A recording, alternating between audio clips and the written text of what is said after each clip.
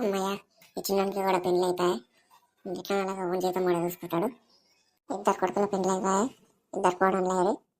ఇక నాకైతే ఇప్పుడు ఏం లొల్లి లేదు, ఇక ప్రశాంతంగా ఉండొచ్చు. ఎవరితో నాకు ఒక మాట రాదు, ఏం రాదు. ఇది చేయలేదు అది చేయలేదు నేనానికి ఇప్పుడు చెప్తా. ఎవరనేమనంటే చుట్టాలు వచ్చి పక్కింటోళ్ళు వచ్చి మీ చిన్నకి పెళ్లి చేయవా అంత ఇది వచ్చింది అది ఇదని ఎవరైనా అడగని అప్పుడు చెప్తా. అవును, ఇంట్లో ఎవరు అనబడతలేరేంది? ఇద్దరు కోడళ్ళు ఉన్నారు, పిల్లలు ఉన్నారు. ఆ ముసలోడు ఎక్కడ, పెద్దోడు చిన్నోడు, నేను ఎవరు కనబడతలేరేంది? కొద్ది కొద్దిగా నేనే లేచినా ఇట్లా. సుశీల ఇక్కడ పోయినావమ్మా? అత్తయ్య గారు నేను ఇంట్లో వంట చేస్తున్నాను. అవునా అమ్మ? చిన్న కోడలు లేచిందా లేదా? లేదు అత్తయ్య గారు, ఇంకా నిద్రపోతూనే ఉంది. అవునమ్మా, సరేలే నిద్రపోని. కొత్తగా వచ్చింది కదా, జర ఎక్కువ ఏం పనులు చెప్పకు, ఏమున్నా నువ్వే చేసుకో. కొన్ని రోజులు మెల్లగా అలవాటు అవుతుంది. సరే అత్తయ్య గారు, అలాగే. సరేనమ్మా, వెళ్ళి పని చేసుకో. అవును కానీ మా ముసలాడు ఎక్కడ పోయిండు? ఇంకా కనిపిస్తలేడు. ఎక్కడికి తిరుగుతుండే ఈ టైంకి? ఎక్కడ పోయిండబ్బా? ఏడికి పోలేదులేవే ముసల్దానా, అంతగానే ముందుకు తెలుసుకోవడం నన్ను పొద్దు పొద్దు కదా. బయటికి ఎడుకొని పోయి కళ్ళు తిరిగి పడ్డదో ఏమో అనుకుంటే మంచిగానే ఉండవు. ఇట్లా కంచెడ తిరుగుతున్నావు.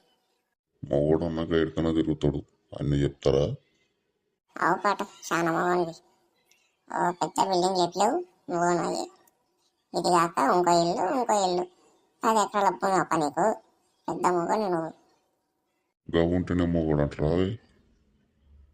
తెగింపు ఉండాలి మనిషికి, ఎట్లున్నా బతికేది. అవున్ని మొగోడు అంటారు. చూసినాంలే మీ తెగింపులు.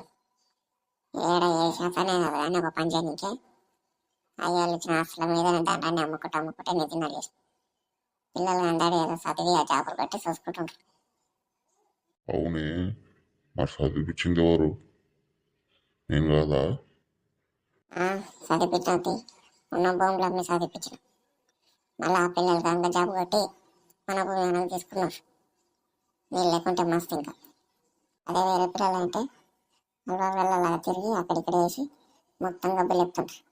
ఓ ఇంట్లో పైసలు లేకుంటే నేను లేకుంటే అప్పుడు నువ్వు గుడికాడ నేను గుడికాడ అర్థం ఉంటావు. మా పిల్లలు కాబట్టి ఎంతో మంచిగా ఉంటారు. మీ జాతి లెక్క కాదు కదా. సిస్టమ్ లేదు నీ జాతిని. ఇక నాకు డీప్ లేపకు. మళ్ళీ జాతి గురించి మాట్లాడితే నాకు ఇక శివం చేస్తారు. మీ జాతికి మీకు నెచ్చినమన్నవయ్యా. మా జాతికి ఏమైంది? ఒకటి అయింది. మా ఫస్ట్ ఎక్కించన్నావో లేకపోతే గమ్ముగా ఉన్నాడు.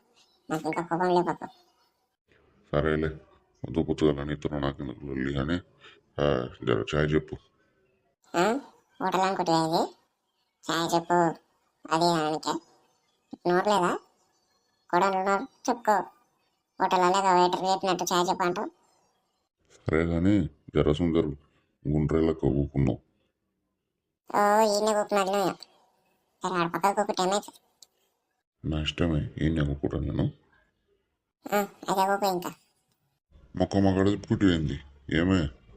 ఏదో ఒక టైంకి ఎక్కడ తిప్పుకుంటే ఏముంది, నీ చాయ్ నువ్వు రావు. అత్తయ్య గారు యువతిది నన్నతో అంటది. చిన్న కూడా నువ్వా? రామాడా ఇప్పుడే చేసినావా? అవును అత్తయ్య గారు. సర్లేమ్మా, ఏంటి ఏం అడుగుతున్నావు? ఏం లేదు అత్తయ్య గారు, ఈరోజు మా ఫ్రెండ్స్ షాపింగ్కి వెళ్దామన్నారు, నేను కూడా వెళ్ళాలనుకుంటున్నాను. అవునా అమ్మ? సరేలే, దీంట్లో ఏం అడిగేది, వెళ్ళిరా. జర మంచిగా అమ్మా చూసుకొని ఉండు, బయట దొంగ కొడుకులు ఎక్కువ ఉన్నారు, జాగ్రత్తగా ఉండు. సరే అలాగే అత్తయ్య గారు, మా ఫ్రెండ్స్ కూడా ఉన్నారు కదా, అందరం కలిసి ఉంటాం. ఆ చేతికి అవి గాజులు అన్నీ తీసేసిపోమ్మా, ఊగేందుకు అంట. సరే అత్తయ్య గారు. చిన్నోడు ఏం చేస్తున్నాడమ్మా? ఆయన ఇంకా నిద్రపోతున్నారు అత్తయ్య. సరేలేమ్మా, జాగ్రత్తగా పోయిరా, తొందరగా రా. సరే అత్తయ్య గారు. వచ్చేటప్పుడు ఏమైనా పండ్లు ఉంటే పట్టుకురా అన్నమాట రోడ్డు మీద. అలాగే నువ్వు వెళ్ళమ్మా. మంచి, నీకేమైనా తెల్లు ఉండేదా ఇంతకి? నాకేమి, నేనేం చేసిన ఇప్పుడు? ఇంకా పిల్లల దోస్తులతో బయటకు వచ్చా షాపింగ్ వచ్చా అంటే పండ్లు పట్టుకరా అది పట్టుకరా అని చెప్తావా? అవు ఎట్లా బయటకు పోతుంది, వచ్చేటప్పుడు రోడ్డు మీదనే కదా ఉండేది. ఏమన్నాడు పోయి షర్టులు తీసుకొని వస్తుందా? రోడ్డు మీద ఉన్నాయి కొనుక్కొని వస్తుంది. దాంట్లో ఏమైంది చెప్తే.